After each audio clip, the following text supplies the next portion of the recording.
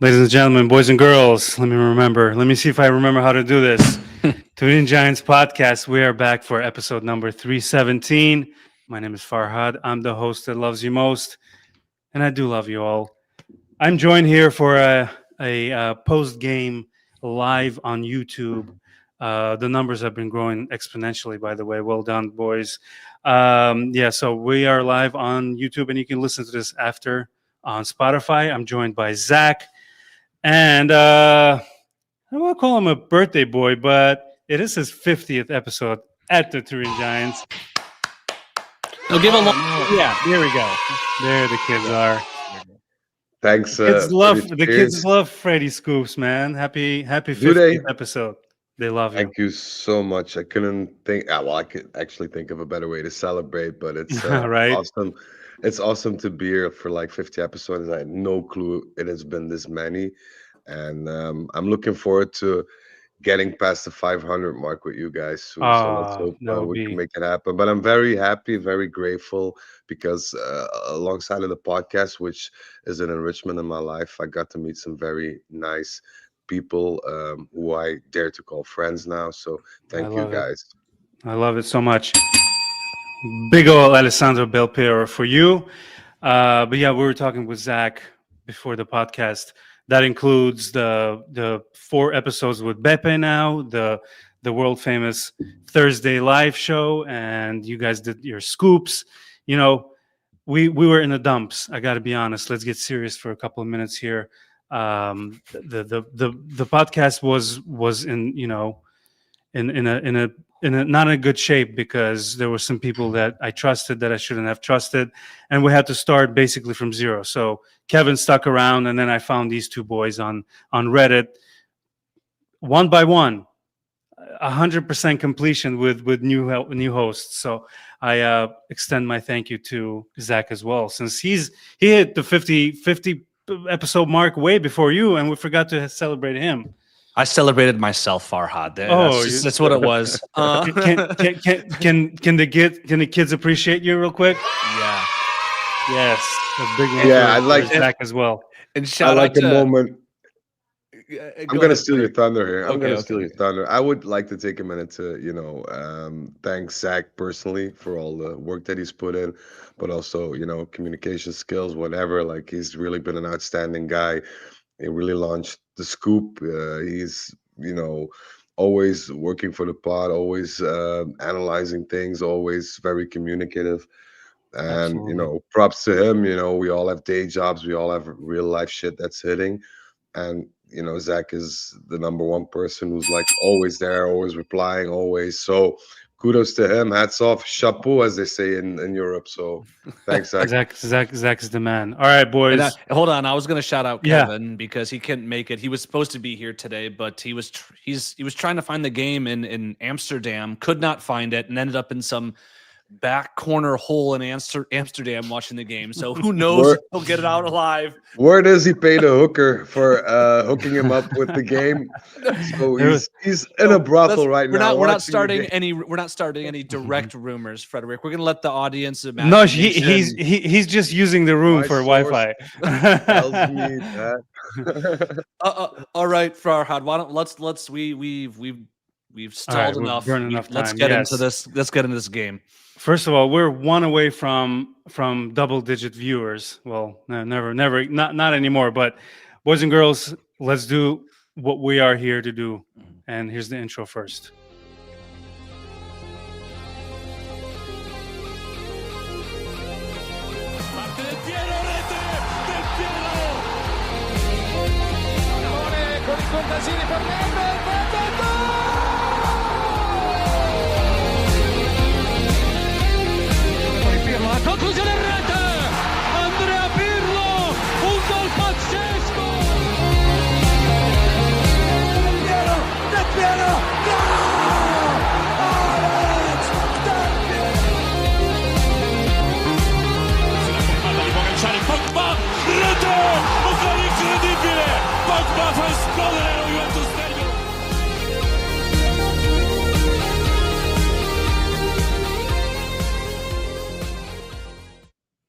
Technically, we can still play this. Oops, wrong one. Hold on. Where's the hello? Buongiorno. Come ha detto lei, buongiorno. Buongiorno. All right, finally, let's begin. We were so close, yet so far away, right? I know Frederick has a bunch of thoughts regarding the state of Juve in 2025 against Villarreal. Zach will give us a little perspective, maybe a little cooler head here. But yeah, I will be here to navigate. So, boys, who wants to start? Usually we do. Zach, what's your feeling on the starting lineup? Yeah, I want to speak not only about the starting lineup, but kind of the mood going into this game. I think my impression was in talking to Juventini and looking at social media is that people were really negative and pessimistic before this game. And I got to be honest, I don't see it. It's way too early in the season to be as negative as I see folks are. I would really look forward to this game. In fact, when I saw the starting lineup with Coop in it, I thought, we had the possibility to have a really good game. I really liked the idea of Cambiaso on the right with Coop Miners to clog the middle up, to link up with David, kind of end up as a offset 4-4-1-1 with sort of the Cabal as a pseudo left back, Kalulu right back, four-man mid with Yildiz and David up top.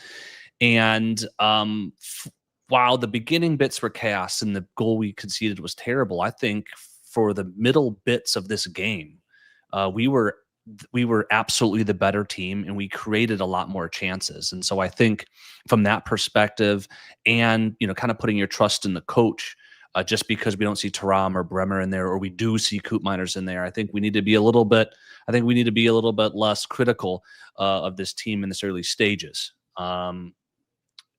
Emphasis on in this early stages. But I was not very cold on the starting lineup, and I thought it had the potential to do well, and I think for much of this game it did.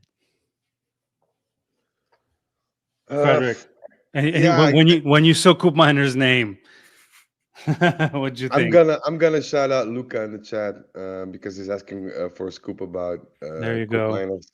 I'm just gonna say, don't hold your breath.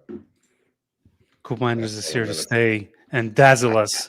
I don't know if he's here to stay, but he's like, an old car that you think is going to be repaired soon, is going to bring you some comfort, joy, and riding through the countryside with your hair or no hair in the wind. But it's just a dream because you'll never get the car fixed. You'll never get to go to the countryside. And if you eventually do, you just make it out of the driveway and the fucking thing just won't start ever again. That's the Coop Miners old car analogy. But apart from that, I tend to agree with Zach on the first bit. Like the starting lineup wasn't that bad, I feel.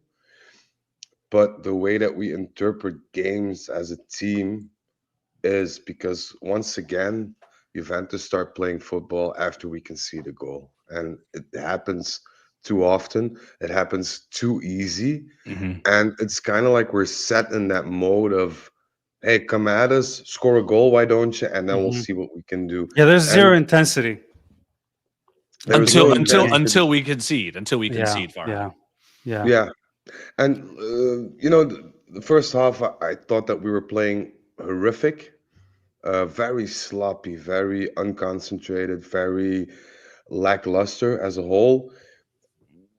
We look more composed in the second half, and that's the thing that frustrates me most because you come out of the dressing room with a better mentality, arguably a better formation because Chico for us broke the deadlock and was very explosive, especially in the initial first moments of the second half. We get that second goal eventually, and then we just get warped back to a year ago, where you just feel like we're going to concede at any given point because there's no stability. Well, let's break it down a little bit. Sorry, not to interrupt you, but I did want to mention probably the worst 15 minutes in any player's in any player's game what Cabal had. Can we mention the F up after F up that ended in an injury and how miscalculated that pair of Cabal and Pepe was, right? Let's just take a step back on Cabal, because I think I was hearing a lot of people referring to his comeback almost in a similar vein to Bremer's comeback. Like he'd come back and he'd be almost he'd help rescue our defense or something. I'm gonna put you on the spot, Farhad, because I love doing this. Who has played more games for Juventus? Ooh, I love the spot. Hold on. Do we have a drop for it? Yes. Okay. I love Who's played these. I more love games these. for Juventus, Cabal or Odzic? Trick question. Honestly, played like has minutes on the field. Appearances, yeah. Well, Cabal was pretty. I don't know. Cabal. Let's say that. No. Damn Cabal has played in 11 games for Juventus. I think with his appearance today, Odzic is up to 14. Before that, Cabal has played less than a season worth of games at Verona. The athlete is not that capped in Serie A. Certainly not for a team of Juventus' stature. He always was a player that needed to be brought on slowly. And we saw that last year as he just got absolutely cooked by Zagrova in that little game before his leg exploded. And we saw something similar today. I mean, from an injury standpoint, I feel so sorry for him. But as a fan base, when I saw that, when I saw that matchup, I wasn't at all surprised how much he struggled. And I think as a fan base, we need to be realistic about, where this player is in his career progression.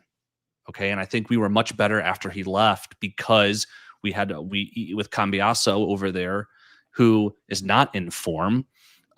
We were so much better because he at least has the experience to be able to handle a player like Pepe that Cabal doesn't. I mean, just not age-wise, but experience-wise in his young career. It's also, for me, a part of the managing mistakes during the summer. You know that Cabal was coming back. You know that he struggled with, revalidation from his injury. You had to get somebody there to fill in the shoes. And I don't care if you get a player on loan or if you get like an older player just to fill up that spot, but you needed somebody. We failed to do that. So I think Tudor pretty much been forced to play him. But apart from that, you could see, and I agree with Zach there, that Cabal has potential. He's just not there yet. And this is the thing about our team. There are a lot of players there that are not there yet that we don't know if they will arrive at that point where they will be valid Juventus players. I saw Odzic play a couple of times, also in next gen. I think he's a very good player. Will he become a very good player? I don't know. The same goes for Cabal. The same, in my opinion, goes for Turin, because this is the season that he needs to basically affirm it, be a bit more affirmative and redo or do better what he did last season. And up until this point, it hasn't really shown that much. So we kind of so took a he's gamble. Turam's catching strays. He didn't even travel with the team. No. I just mean as a whole, because there's too much emphasis and too much pressure put on players that don't have to deal with that pressure yet, I feel. I think, if you compare it to Kenan, who's also been a bit lackluster in recent games because he's obviously tired, but he's shown that he can handle that pressure. We don't know if the likes of Thuram, Azic, Cabal can handle that from a mental perspective. So I feel it's very unfair of Tudor to place them in that position, and even more unfair of the management to not have brought us an alternative. But we have to make do with what we have. And thing that baffles me the most is we haven't seen Rugani appear, not even in training sessions or camera material that Juventus use for training sessions. And now you're gonna put him in while you have our good friend Openda and Zagrova standing on the sidelines. But I mean, but Rugani's sub isn't what didn't have any impact on the game per se. I think like if we want to talk about players who had impact on the game, good and bad, right? Like, I think we have to talk about David today, a player I've defended and called for, right? You have to talk about Gatti on both sides of the ball because he forgot how to defend, and then he pulls a bicycle kick out of his ass, which was just crazy. Which was just crazy. I think we need to talk about those players, right? Like the players that made a difference, good and bad, on the game. Rugani, whatever, right? Unless you're saying we should have subbed somebody else on in that moment. He didn't make any mistakes as far as I'm concerned. Odzic was played 15 minutes. Farhad, I'm putting you on the spot. How many passes did Odzic complete in 15 minutes today? 3. 0. Ooh.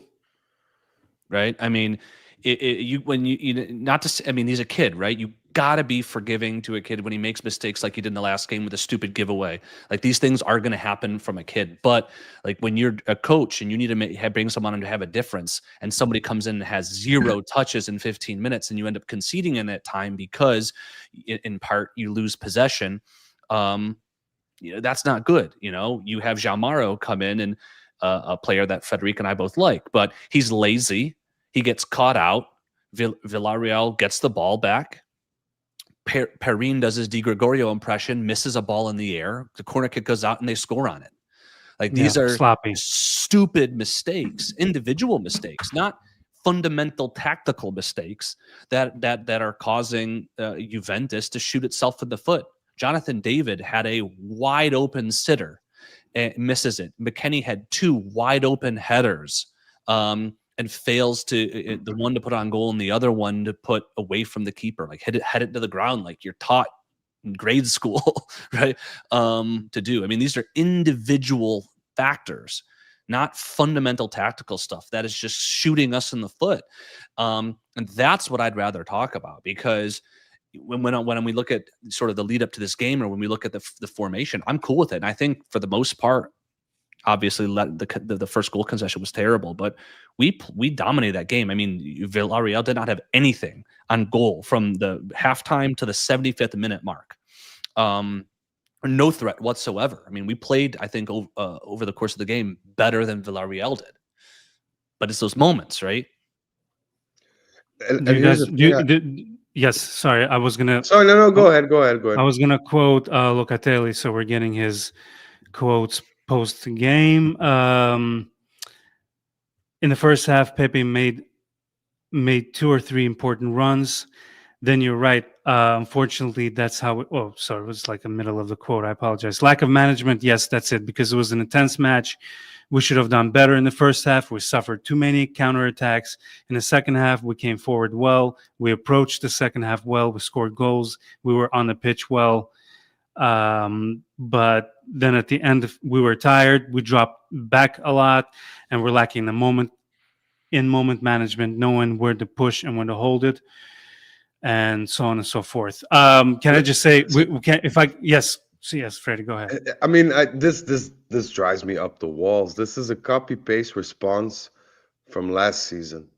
So if you're the captain and you're stating the obvious here, isn't there a decisive moment in training or whenever you're with your team and whoever to address these issues? Like, it's a loop for a year, because these are exactly the same words he uttered last year. Isn't it a bit as a captain also your responsibility? Because I'm right in the middle of reading Francesco Totti's book, which was way overdue because I always loved Totti as a player. But he talks about, him as a captain sitting down with players one-on-one, addressing the team, having sessions with the coach in order to, get the view from the coach and to get that vibe over to the players and all these things.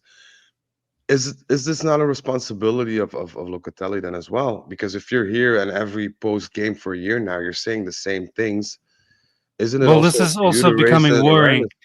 If you don't mind, so here's a part of his quote here. We were sluggish. We also lost a lot of tackles we shouldn't have lost. So we also talked to each other about other things. We need a bit more balance. It's kind of worrying when you captain. It bleeds into the interview where the captain says, cardio is shit, basically. We saw Cambiaso just gasping for air. Other players, like you said, João Mario was a little, slow on the run. So yeah, that cardio is becoming a problem when a team like Villarreal can outrun you and equalize in the 91st minute. I don't want to beat a dead horse, but usually you're talking about cardio being an issue 30 games into the season. Just recognize where we are, and so that might be an unfortunate refrain. I think though, and I want to reiterate this is. Over the last week, I've criticized our midfield a lot and its defensive play, its positioning, being out of position, poorly reacting on counterattacking situations to find its formation, almost as though from the training ground or from the coach or from the tactics overall, they seem a little bit lost. Today was not that. Today was a story about individual moments that we failed to convert, in my opinion. The two McKennie headers, David's absolute sitter. What was it? I wrote it down in a lot of caps and stuff on my notepad. 47th minute, like that was so bad. On the defensive side, in that goal, like you can talk about Gatti just being in the no man's land, jumping like a goofball, and he looked like a total goofball in that replay. But that corner kick where Vega scores does not happen if João Mario isn't lazy receiving that header one in the midfield, and Perin wins the ball in the air that he failed to win when he came out before that ball was deflected for a corner kick. Like those are individual moments that in this game made the difference. And when you're playing in the Champions League, those little moments, those small little things make the difference. We've seen too many upsets year in, year out. And this year, when you look across at all the competition, we've seen too many upsets because people are taking advantage of their moment and eliminating the unforced errors that they're making in return. And Juventus hasn't figured that out yet, which is why we're, on our fourth straight draw? I think we're never going to figure that out if we don't get quality players in. We have good players, we have no quality players. So you can either go both ways. You can either mold a team that's a machine where everybody cancels out each other's negatives, and you just fight like a team for 90 plus minutes, and you're physically over the top in comparison with other teams. It's clear that we don't have that quality. As to why, I don't know. Or you do another thing, you get quality players in or make your players better. It's too early in the season to tell, but from what I saw past couple of games, I don't have the idea or the feeling that our coach is making our players better. On the contrary, if I look at, and I'm gonna, that's my perspective of it.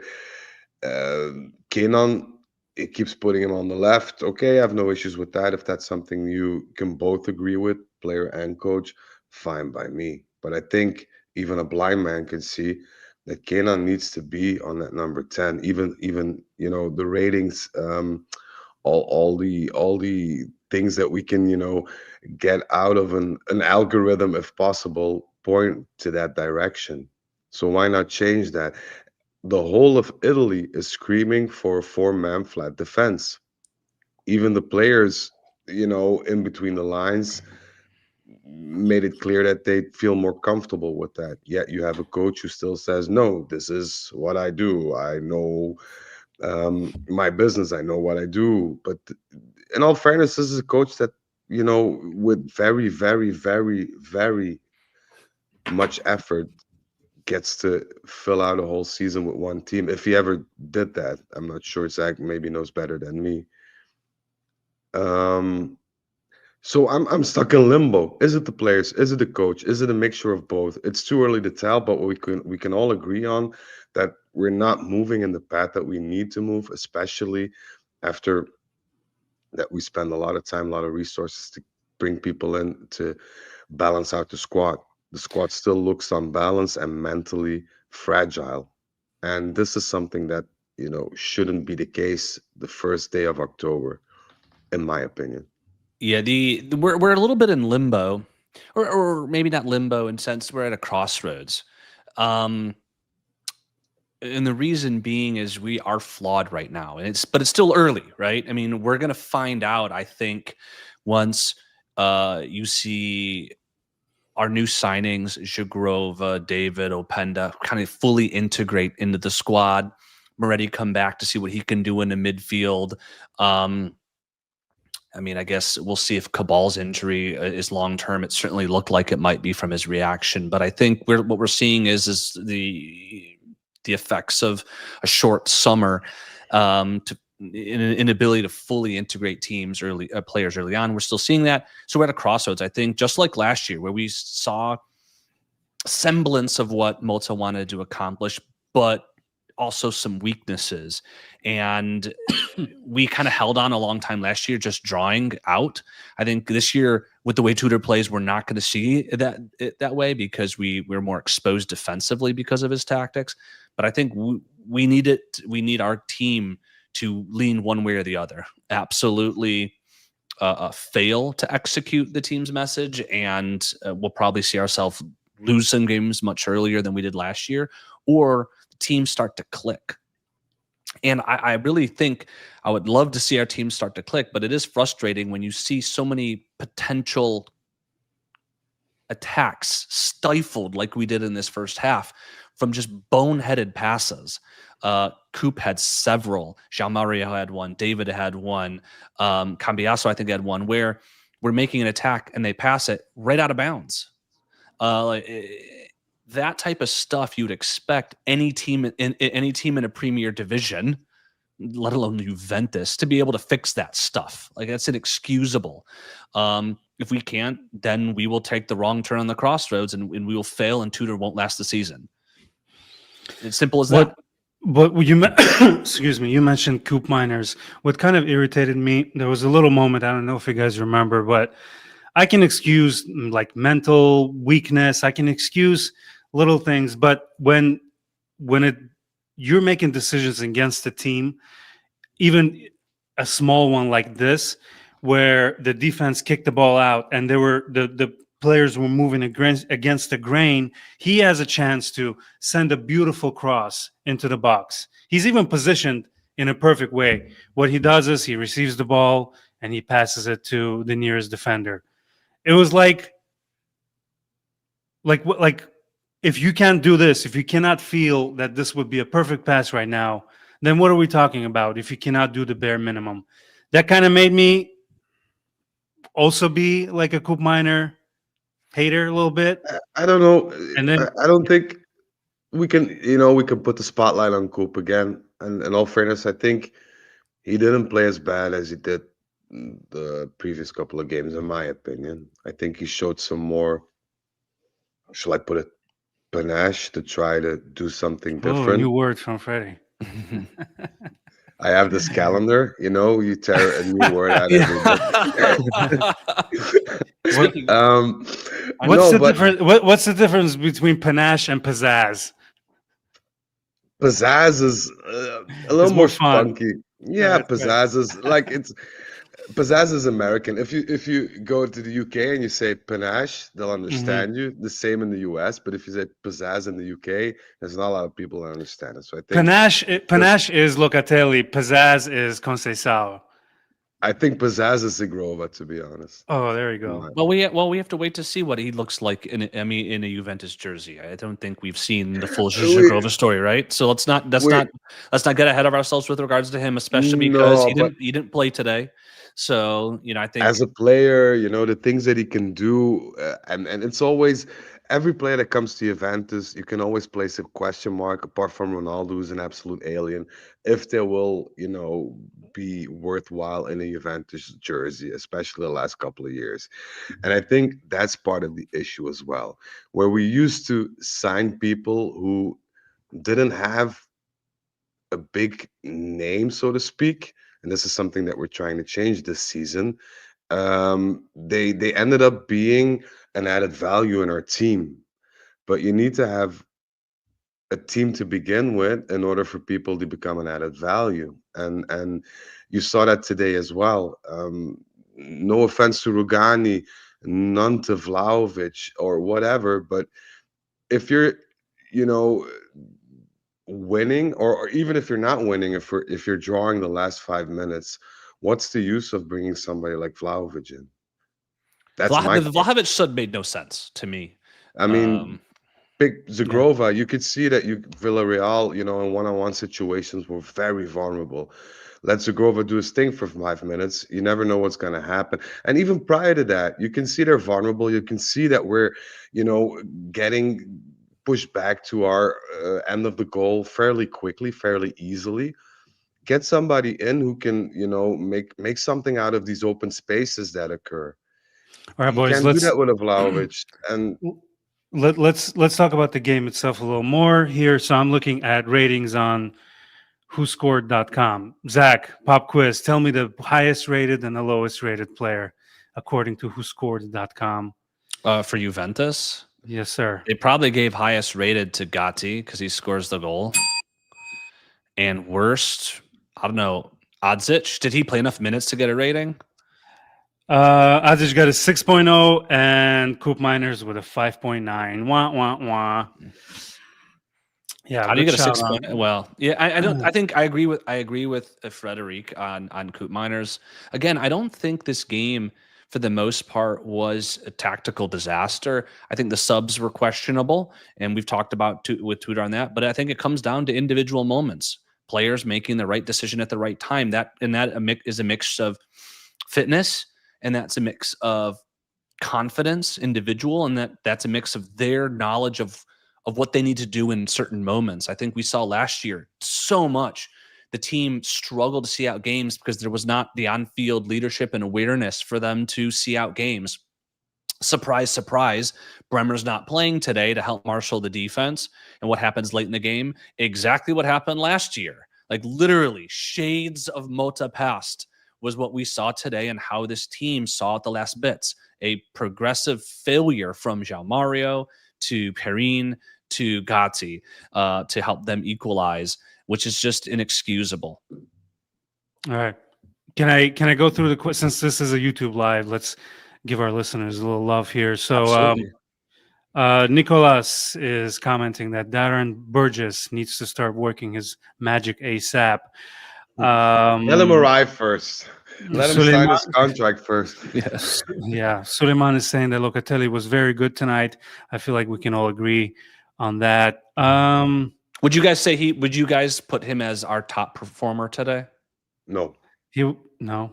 Who would you put? Who was your top performer? Personally, I'd say Kelly. Again. He got an assist. Yeah, not just that. And- I think is defensive work just keeps improving. Also, what I hated about Kelly when he first arrived was his lack of proactiveness. He was always late, especially in duels. Not as much as in aerial duels, but the really defender versus striker kind of duels, and he's not anymore. So he's made clearly to me, and he's made some improvements. He works hard. You never see him utter a bad word. You always see him trying to keep the defense and midfield a bit more composed, giving out instructions.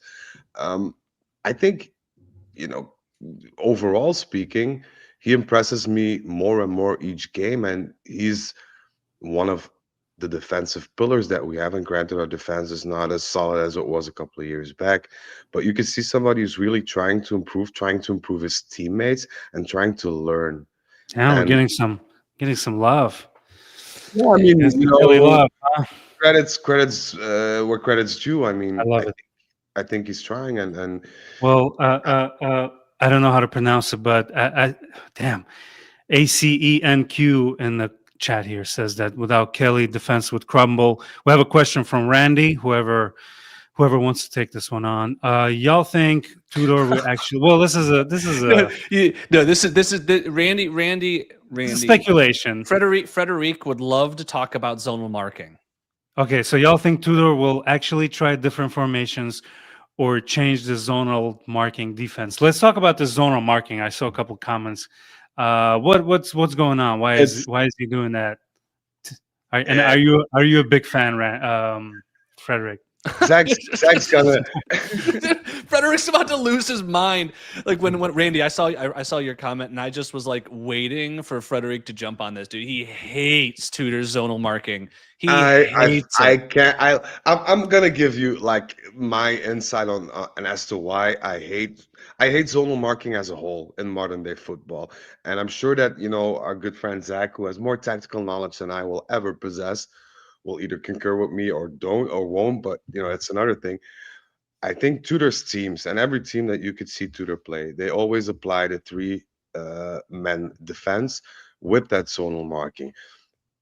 Why? Because Tudor wants his midfielders to, in case of non-possession, fall back and defend in the zone, being most in common cases the two wingers in midfield that'll push back but you sacrifice a whole lot.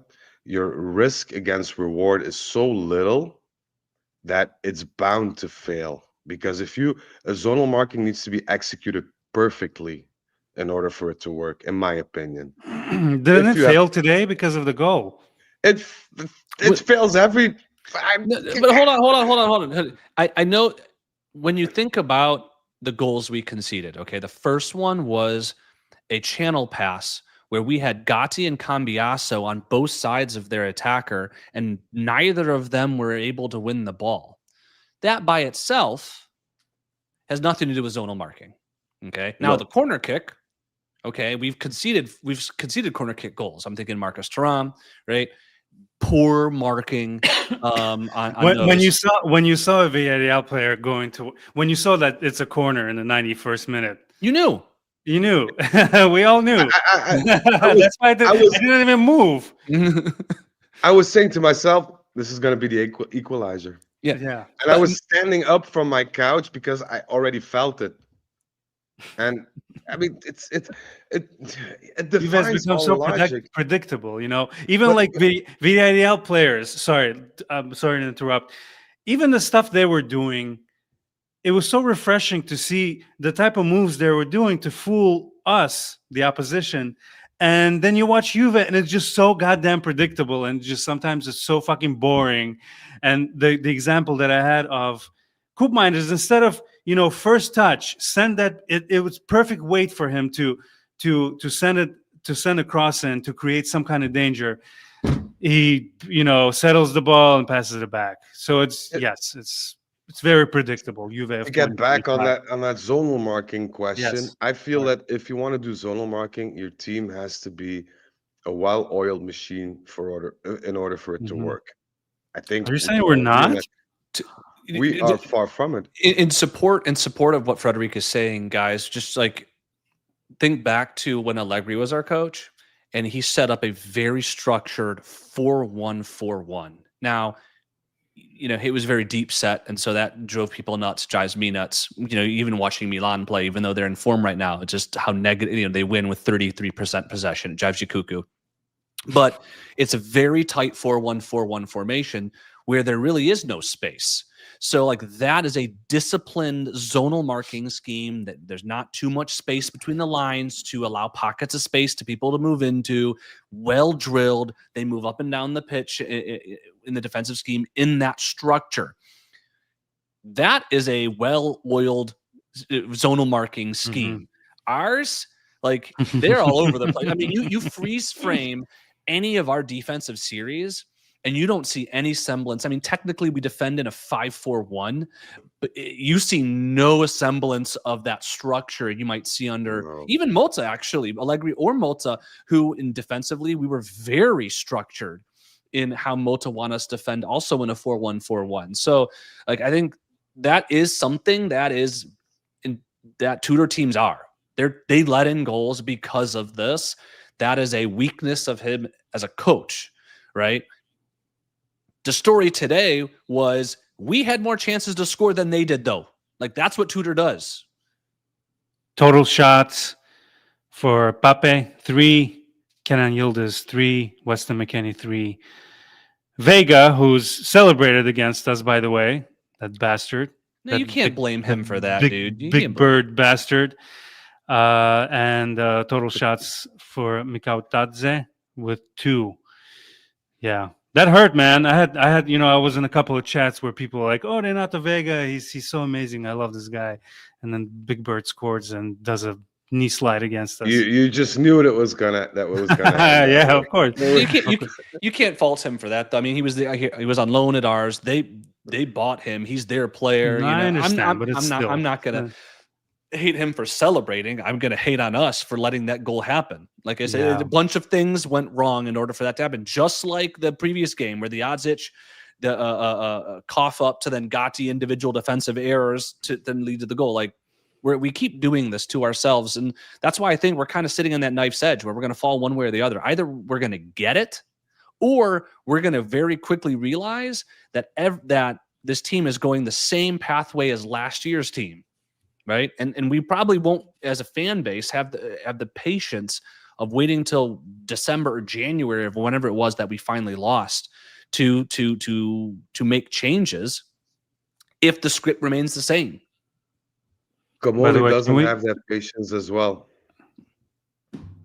Can we shout out our active viewers? This is the most active comment page we've had ever. So we thank you guys. Yeah, we've been in double digits for a long time now. Thank you. I know it's a little victory for us, but let us celebrate. All right. Imagine if Juve wins games. Oh, yeah. This is the frustrated group. This is not the people who leave Juve behind. These are the people who suffer after the games. Yeah, man. I think Randy, what are we gonna do? Randy made a good comment here, and I think we talked a lot about the defensive side. We absolutely need to figure out the defensive side to hold down. I think Bremer not being there, certainly late in the games from a leadership and a technical defensive standpoint, is going to make a difference. But I want to reiterate the emphasis on the attack. The whole point about Tudor versus like a Molto or Allegri is that he's more vertical to create more shooting and scoring opportunities. And we had them today. Like, I cannot say it enough. We had them today. More so than Villareal, who, yeah, they hit the post early after they scored, and they had the other situation where they should have scored.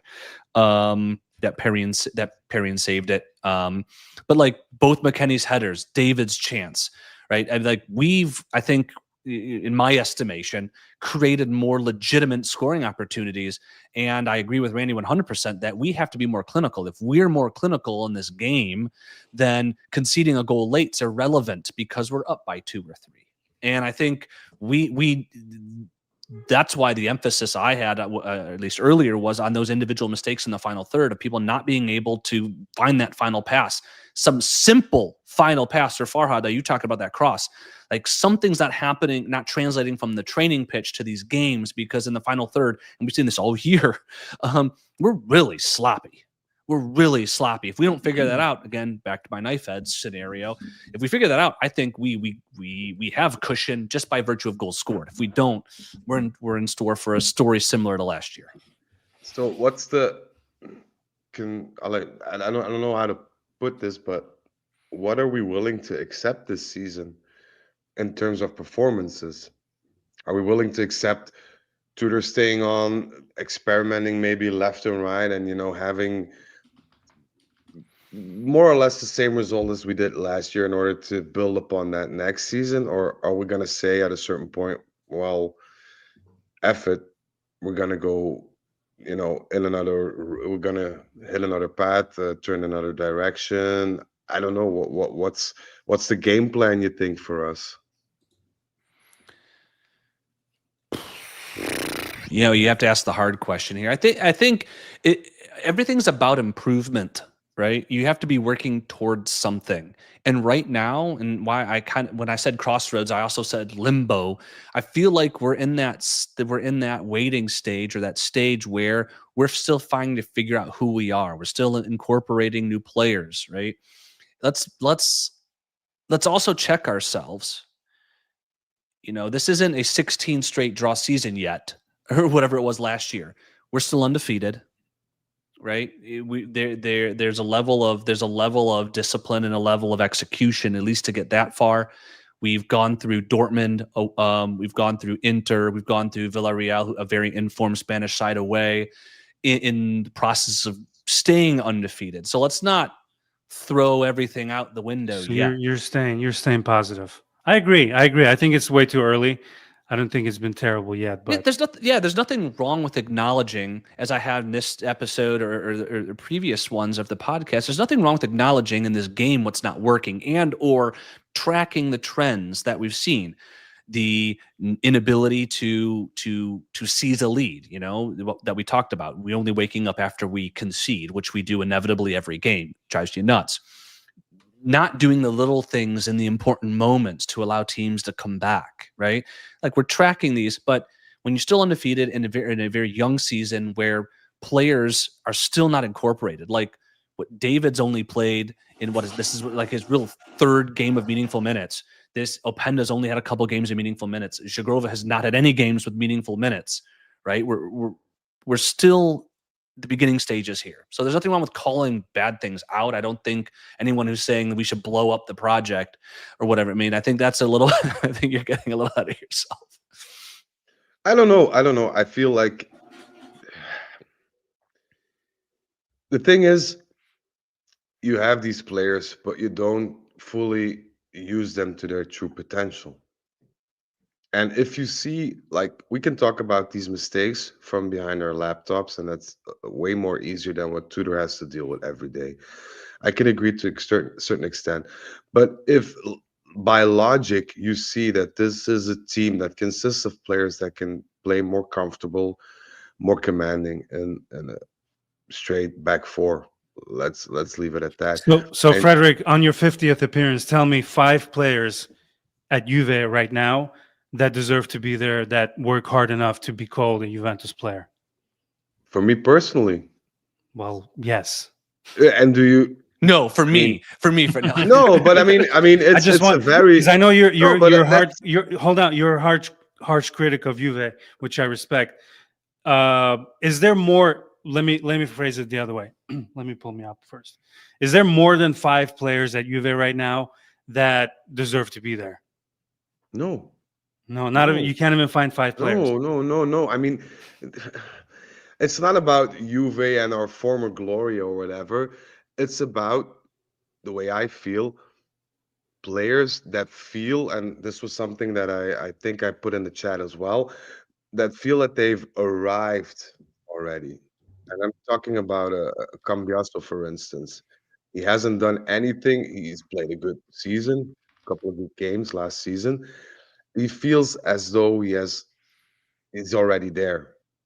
While players like Marquisio, back in the day, never gave that impression or would even utter those words. And for me, this is the make or break. I think Kenan is somebody that will be with us for a long time. I think, and I agree a bit with Thomas there. Do you agree with him? Look who he put first. No, Yeah, we know you hate I Di Gregorio. I skipped that. But like the likes of Bremer, Thuram, Yildiz, I can agree with. But all the rest, I don't know. They have to prove themselves. Will they get this chance to prove themselves? I don't know. I feel you need to make a certain impact if you play at a top team. And we're still a top team, not result wise, but we're still a club with a lot of history behind it, with a lot of money still in it. I mean, we reduced our debts to a mere 40 million. So we're back on track, but there are the only player that makes me want to see Juventus play if I wasn't a Juventino would be Yildiz. Apart from that, Thuram is a good midfielder. I don't know if he'll reach the heights of other midfielders we had, but that's not irrelevant. We need a team first, and we can talk about individual players as much as we want. But if we don't have a coach that sets out the basis of a team first and builds those foundations, then we're going to be stuck in limbo. So, what And do you think about? I want to ask Zach what he thinks about Tudor so far. I know he said not to be too harsh on him, but actually, that Did question. Did I? No, I don't think I said don't be too harsh on Tudor. No, but you said it's the beginning of the season. Yeah, well, don't be too harsh. I said on the team. I think Tudor, when you talk about who's contributed positively to this team, I think in more games than not, Tudor has been a weakness because in a lot of his starting lineups, he gets it wrong, and then he has to fix them with substitutions. And now, it's really tough when you come out with the wrong energy in first and second halves. Now, today we came out the second half with the right energy, but that is not something we've seen all season. In most games, we've been bad to start the second half, which is crazy. Like, that is a hallmark of halftime talk. Your ability to motivate, your ability to articulate the vision to your players. We've come out for, I think also indicative is our inability to play from a tie or even a leading position. We need to be losing in order to start playing. That also is indicative of a team that's not being prepared by their coach. Like, yeah, there's individual accountability that we can talk about, but in general, starting 11s are not impressive. Our behavior, our attitude is not impressive. And that, to me, comes down from the coach. Because, you could see it last year after Mota left and Tudor came in, our attitude got a lot better. The players didn't change, right? I think Tudor needs to take the next step up. He needs to get these folks prepared, understand the rigors of a long season and multiple competitions, need to get them from minute one playing the right way. We have the players to do it. In every single game this year, especially the 4 draws, we've had the ability to take those games to other teams. None of those teams were so impressive to me that I was like, oh, we're so lucky to draw against a weak Dortmund team at home. Or even today, nothing about Villareal's play scared me. I texted y'all at halftime. I'm like, this game is here for us. We're losing, but this game is right here for the taking, right? Tudor needs to start getting our starting 11s better. I think he needs to start putting, and part of that is understanding the way that their players can work together to get a result. I think sometimes a little bit roll of the dice in terms of our starting 11s. I think this one today is surprising to us for some folks, or maybe my comment will be surprising. I didn't think today's was as bad as last game's, or maybe against the how we played at the beginning against Dortmund, for instance, as well. We had a lot of chances today. But I think Tudor, unfortunately, has held us back more than he's helped us improve, beyond instilling that sort of, I think, fino alla fine Juventus core that has allowed us to fight back into games, but it certainly hasn't helped us start games. You guys want to hear from Kevin? He just texted us. Apparently, he gets to be on the podcast even when he's not. But we'll read his WhatsApp message. So, shout outs to Kevin. My 2 cents in is that the plot line is becoming all too predictable right now. Wrong starting 11. We start playing better or under pressure, and when the subs are made, tactically, we don't have a clue how to approach a game unless we're behind. Too much defensive fragility. Who knows what he's talking about? Can I put my negative Nancy cap on? Negative Nancy cap on, yes, sir. How can you Is there a hat? I mean, there's a hat. Frederick wants to respond, wants to follow up what I just said, which was completely negative. With further negatives take. You're supposed to be positive. You're supposed to bring some optimism. I'm gonna add another scoop to that. I feel that Tudor is a mediocre coach. And if you have a mediocre coach, because that's not just my opinion, if you look at his track record, I think we can all agree. He's a mediocre coach who is very rigorous, not flexible. We knew that. But if you have a team and you, as a coach, click with your team, and you can both meet each other halfway in terms of how you play, how you want to play, where you want to play, then you have something that could potentially work. What we're seeing now is, and we're 2 months in, that it's not working. So not yet. Yeah. Not yet, but Tudor was third choice. Conte was first. We then contacted Gasperini, who also said no. And then we resorted to Tudor. So it was a bit of a gamble. It was a gamble that had to be made because there were no alternatives, or no alternatives that we could get in straight away. But we remain with the fact that Tudor is our third choice. Our results are not coming in. He isn't making the team better. Whereas Mota was a different situation, in my opinion, because we bought the players that Mota needed. We went in the Mota direction, and that failed. We gave Mota time until it eventually blew up in our faces. We can't do that this season. I feel that if we have a possibility now, if this trend continues, I'm not on the Mota out train yet, but if we have somebody we can bring in with more experience, with more pizzazz. I don't want to talk about Here it is. no. I don't want to talk about getting rid of the coach. Again, beginning stages, folks. Let's not overreact. The last 4 draws have not been good, and I recognize I might sound hypocritical after just bashing Tudor's his preparation for matches by now defending him. But I agree with what Frederic said wholeheartedly, that even an average coach, okay, if he jives with his players and he can get the best out of them, at least with the team that we have, we could absolutely go deep into Serie A and maybe surprise some folks in the Champions League. It hasn't happened yet. And like I said, and I think you put Kalashi's message up, he's, part of it is we're still adapting to the new players, right? Like we still haven't seen the full interplay of Jonathan David, Jagrova, Openda. And so, yes, we need to be winning now, but it's not the end of the world. If you have, we'll say, 8 points that you can drop to still finish top 8, right? We've dropped 4. That's not good, but it's not the end of the world. We're 1 point behind at first place in Serie A. Very young season, folks.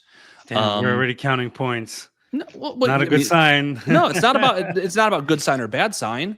They are what they are, right?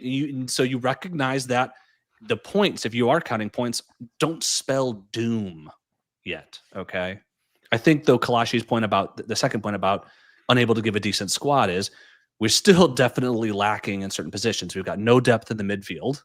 We've got no depth in the right wing back. We've got no quality depth in the center back. So these are challenges that we're going to have to overcome, and that Tudor's going to have to overcome over the course of this season. I just got a message in, and there's hold going to be... Hold on. Okay. And now, Freddie Scoops with the scoop. He's the best in the business, see? There is going to be a meeting tomorrow between Comoli and Tudor. Oh, damn. Well, that means hot seat. I mean, it could be about anything, though. It's like it could be, but there is, a formal meeting plan. Whereas normally they meet each other at Continassa or whatever, in the hallway or on the pitch or whatever. Now it's a formal meeting, unplanned formal meeting, because to my knowledge, and I'm gonna ask Pepe for confirmation tomorrow, if we're on. Tudor has before the winter break, if you can call it a break, 2 critical evaluation meetings with the whole staff, whole management. And to my best of my knowledge was that it was going to happen mid-October and mid-December.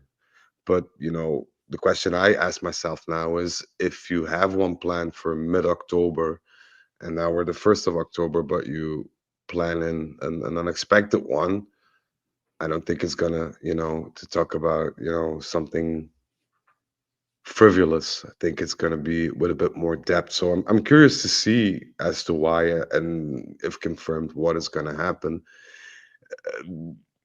I do know that Comoli is a guy who understands football on the pitch as well, not just the transfer things and everything. And I hope that Comoli can sit him down and say, look, we need to adjust a couple of things here in the squad because things are not turning out the way we were hoping. Is it possible that you can do that? That you can be a bit more flexible and less rigorous, and that we can, work something out? Very interesting. Happy days. Not rigorous. You're talking about stubborn or intransigent. Yeah, intransigent. I haven't gotten to the I yet in my calendar. Oh, in your calendar. Okay, sorry. Once you get there. Sorry. Yeah. What do you guys feel about this? Oh, sorry, Freddie. I don't know if you have No. It's okay. It's okay. So let's see what tomorrow brings, and maybe we'll talk about something completely different with Beppe tomorrow. Who knows? And that has been... And now, Freddie Scoops with the scoop. He's the best in the business, see? Thank you, my friend. I wanted to read a comment from Osama here. A ball winner in midfield is missing from this team. Loka, Turam, Wes are okay at it, but none are great at it. It leaves or an already shaky defense more exposed. Yeah, we sure don't have the I- We don't have an the Edgar Davids. BBC of the not the No, it wouldn't be the BBC. MVP. But I think with this one, like I think for me at least, because like Loka hunts the ball, like, but I think with this particular team, it's the space between the lines that's too big. Like you can be the greatest ball winner in the world, but if there's a big space between your midfield line and say your attacking line, or like in transition when our team is in like a kind of in a 4-2-4-1 type situation, or or no 4-2-4 type situation. The space between the lines are too large, allowing the opponent to easily find space. So I don't think it's a ball winner per se. I think it's tactically or spatially a flaw in how we're setting up that's leaving us so exposed. Because with the amount of space they have, it doesn't matter. You could be the best ball winner; they're just going to pass around you. If you play a two-man midfield, you have to play very dominantly, I think. A two-man midfield is for teams who have the World-class overhand. players. I mean, yeah, but you're trying to put fade in midfielders who can create opportunities and don't have to deal with the defensive side of things as much. We don't have that. So I agree with Zach says, because the spaces between not just our defense and midfield are a bit, too far apart from each other, but also between midfield and forwards. And that could be easily solved by just, playing not even a flat four, but if you put four people in midfield and you play with a diamond in midfield, then you make those rooms or those spaces a bit more shorter, enabling everybody as a team to either move forward or backwards and catching a bit more of these punches in between midfield and defense. And I think that's what Zach also refers to. But if our stupid asses can see that and Tudor can't, then we can Yeah. argue all day. Or I mean, it's not a question of seeing it; it's a question of applying it and taking that risk. And Tudor is somebody, he'd rather die on that hill than to be more So- flexible. So go ahead, Zach. I'll keep the question. I just think. Well, there also is a couple folks have mentioned McKennie in the chat, so I think we should talk about him. But I think again, talking about an intransigent coach, our I word of the day. I think the tactical aspect or like the formation is irrelevant to me because it all comes down to what you've instructed your players to do in light of that setup. And I think for some of these, I think maybe the players don't understand fully what their role is. That I think that's why you see some of the structure broken so much, and so that I think is less the tactical, the formation, and more so the coach's ability to get his message across. That's sort of my little add-on to what Frederic said. Do we want to talk McKennie for just a quick second because it's come up a couple times, and I know I texted you guys about McKennie because he was driving me absolutely up the wall today. Do either of you think he had a good game? Okay. Frederic's off the page, and No, I'm sorry. It was with McKennie. I've always valued him. I always thought he was a steal. The fact that nobody wanted him, and then he would come back and help us out. It just no longer feels like that anymore. Like I was a bit of a McKennie defender, but I feel like he's just taking up space. And here, Kelashi in the chat says that we're considering starters. McKennie and Vlahovic were going to leave us next season. How bad can you manage a team to give value to players that are not going to be here next year? I don't think it's a question of giving value to players. I think it's a question of not fully realizing what direction we're moving in next season. I'd like to pick in on also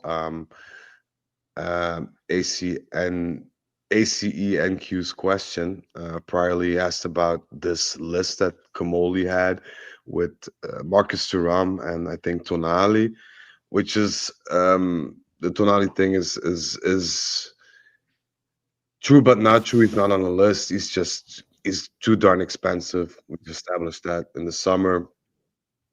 I think Kamoli now is setting up the groundwork. But the thing that we need to also keep in mind is that Kamoli is now a bit in limbo himself because he's gonna be promoted to Direttore Generale, like general director. We don't know when, we don't know how, we don't know what, but we're waiting for that presidency. Kamoli holds the ropes now, and he makes the decisions, but we have to be very aware of the fact that we have a lot of financial woes still. And if McKennie and Vlau play a decent couple of games, we have a chance to offload them in January already.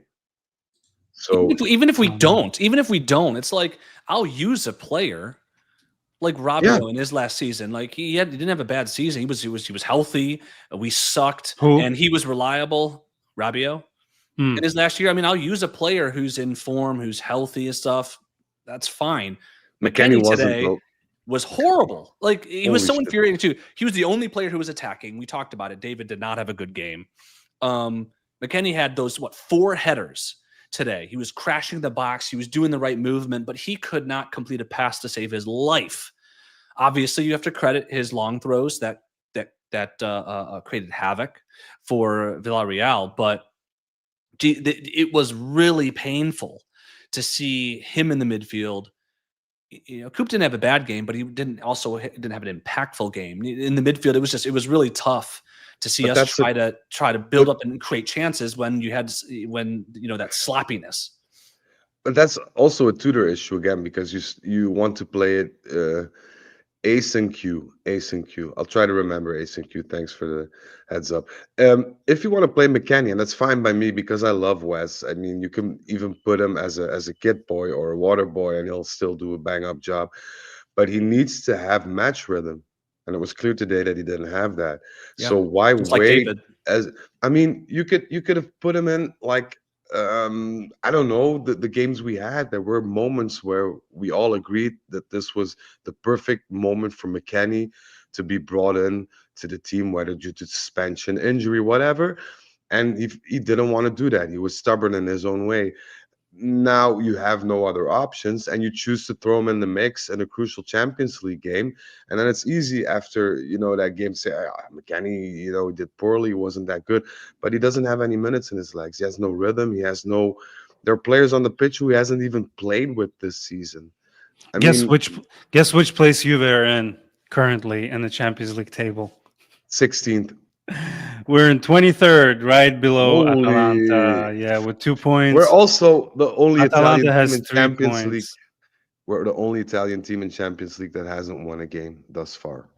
Ah, Let We're that all, sink I in. mean, let's be cool. We have by far the toughest start to our Champions League campaign than any other Italian team, if not any other team. Dortmund, Villarreal, Real Madrid, 2 away. I mean, that's 2 pot ones and an informed Spanish team away. Like let's not get ahead of ourselves, okay? At this point, Zach, at this point in time, are you willing to wager your whole house against the fact that we would win do it. against Do it. Bodo Glimt? I will. I mean, that's the No, issue. I'm not There going are to wager. no. That's a game I literally said in our preview that we Yeah, weren't yeah. going I to mean, win.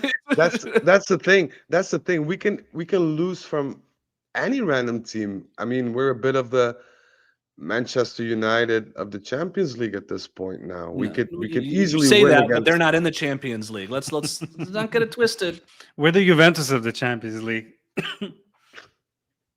Of this format, this format is not for us. Let's be honest. I mean, it's not like the previous episodes were kind to us either, but it's very difficult now to with this team, which is so up and down, that it's very difficult for us to Yeah, we're going to be make an playing on impact. turf Randy here says that Bodo away is going to be tough Look, with the there's no. Astrid. I guess this is my summation of this episode, folks, is yes, there are things that are not good about this team right now, but it's way too early for us to get ahead of ourselves. Okay. It's still early. We still haven't lost. The sky is not falling. Okay. I think there's very concrete things like you had said, Frederic, if we can see it, then it's something that can be fixed because it's easily identifiable. It's not systemic. Okay. So let's pump the brakes. We have a really we got a Sack Tudor alert. Sack Tudor. Sack Tudor, he doesn't learn. And every game, same mistakes. He can improve himself or the team. All right, well, we'll see. Boys and girls, I feel like this is a perfect way to end this post. the perfect thing to end the Sack Tudor. This is what we take away. Sack Tudor, for fuck's sake. Sack him already. No, we don't need to sack Tudor. We need to get ourselves together. Yeah. We need to get the noses in one direction. Absolutely. If that works, great. Hunky dory. We can still make something of the season. If we see that it Hunky-dory. fails, we give it a little bit of time. And then I think Kamoli will be forced to intervene, as any good manager would, I imagine. Well, I But- mean, we did come back from a goal down today, so it's we didn't mention that it always was a come back stupid. from Yeah, we always come back. That's I not know, the problem. That's, it was that's a- the whole issue. That's the It was whole it was issue, a I feel. stupid it was a stupid mistake at the end, but there was glimpses of something positive. One last thing before we go, Zach, tell me, like in every draw, did we drop 2 points or did we gain 1? Oh no, we absolutely dropped 2 points today, in my opinion. Drop 2 points. I agree. Absolutely today. Yeah, I Oh, yeah. agree. In the Dortmund game, the Mm-hmm. way that game went, we salvaged a point. Today we lost 2 points. Yes, No doubt about it. You're in the 90th minute, up 2-1. Come on. Yeah, It's defend that corner with your life. Gatti, don't do a little bunny jump and lose Yeah, the. but- Where we're even Vlahovic was doing better defending on that corner. In- At least he jumped. In reality, and you can jump with 11 men, but as Zach already pointed out, it's the faults previously that happened that resulted in that. But the thing is, there's a high possibility that we will not win against Real Madrid. We have to be very, very down to earth here, which will We'll earn a draw then if we do earn a draw. Yeah, imagine if that doesn't happen, then we'll start our 4th game in Champions League with 2 points. Mm, Yeah, excellent. but your results are defined over the 8 games, not at 3 games. Okay, But you agree with me, Zach? Zach is desperately No, trying no, to be no, It's positive. not desperate. It's not desperate. No, It's, he's you gotta right. be He's holistic. right. You gotta be holistic. I agree. right. No, I agree. He's I'm right. not going crazy yet. But from my perspective, as somebody who played football, it gets in your head as well. It's the mental state. And we don't have a mentally strong team. We have some young players.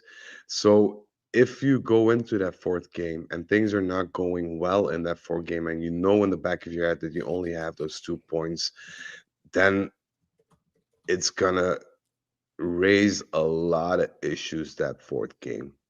And that's my biggest fear, that there'll our be 4th pressure. game is gonna be There'll be pressure. do or die. We choke, which is plausible, also understandable. But let's be realistic. If we don't get, if we stick by 2 points after 4 games, then it's over and done with. No, but I think you can Champions easily League go. wise. But you can easily go the other way. I think it's very easy to say if this happens, and then you go down the rabbit hole or the slippery slope of bad. I think we're at like I said, the crossroads. I think to some extent, I almost prefer having as tough a schedule as we do to start the year. In the Champions League, again, Dortmund and then both Spanish clubs away. You got Inter early, you got Milan early, you got Atalanta early. I kind of like it. We'll weather the storm, and as easily as your ifs can go down the slippery slope of negativity, your ifs can build a team that shows resilience. Again, we haven't lost yet. Is Tudor the greatest coach ever? No. A lot of people in the comments say that. I repeat, if he completes this season with us, it'll be the first time he's completed 50 games with a team in over a decade, right? So I mean, that's just what we're dealing with, okay? It is what it is. But as Frederic, you said, Mr. Negativity, but what you said is that even a mediocre coach, if he gets people, to use your phrase, get their nose aligned in the right direction, they can go as far as the ability on that team can take them. And we do That's have what the we're ability. hoping for. Yeah, But that's the other side of the coin. My whole point is that we're too early to be on either side.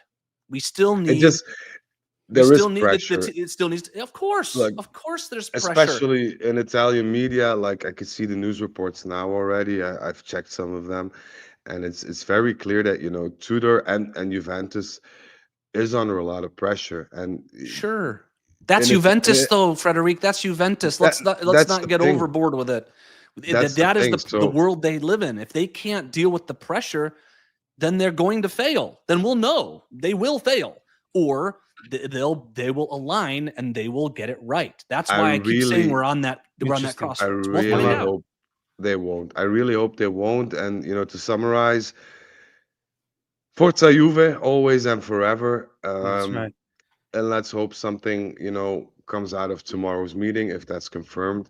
And let's hope that we'll talk about this in December and have a bit of a laugh and saying, hey, remember that time when we were tripping about that Villareal draw and then we smacked the shit out of Madrid and we finished fourth in the table and now we're in the quarterfinals or whatever it may be. I really brings so much joy to me to and I have to quote Sarah here to appreciate the balance, Zach, for the people that can't see it.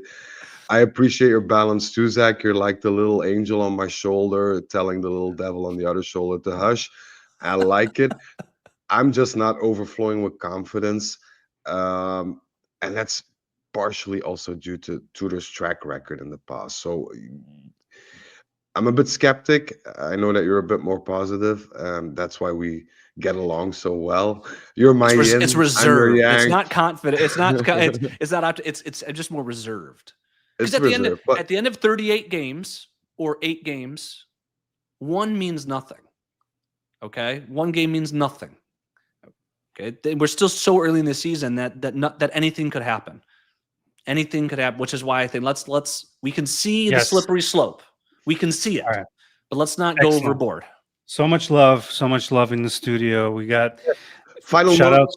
Shout outs to our listeners. I was reading the comments and so much activity. I love you guys. We appreciate you participating. Yeah. I'm gonna give the viewers one more little scoop. All right, and then we gotta go. Yes. The chances of Vlahovic. No, I'm gonna just post straight facts. Vlahovic's manager did not accept a request to meet up with Komoli. Interesting. Man, I've said this a zillion times. Thank you for what you tried to do, Dusan. Adios. Thank you for what you tried to do. Sayonara. Thanks All for the goodbyes. memories, even though they weren't so great. Yeah, I agree. Yeah. But it's still we have his substitute ready. Let's make sure that he's starts next season with how he should start. And let's stop with this. I'm going to start Vlahovic. Nah, I'm not going to start him. I'm going to sub him. I'm going to this. I'm going to that. Be clear. Draw the line in the sand. Make those decisions. Get them over with. And, make sure that our team improves as a whole for next season. Because, there's always going to be next season. And we need to build on what we're doing right now and need to bring in players that can be of added value. Yes, sir. Next game in Serie A against Milan, Sunday, October 5th. Next game in the Champions League at the Bernabeu, October 22nd. Should be very interesting. Boys and girls, everyone who watched us, everyone who participated, thank you all. Zach, Frederick, I love you boys. Frederick, congratulations with your 50th episode one more time. Thank you so much. Thank you, as guys. Always stay hydrated, check on each other, and Forza Juve.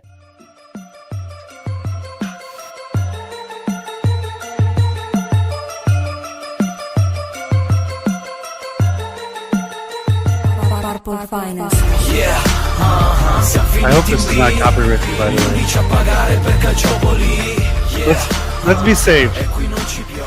There's like 5 copyrights in that song.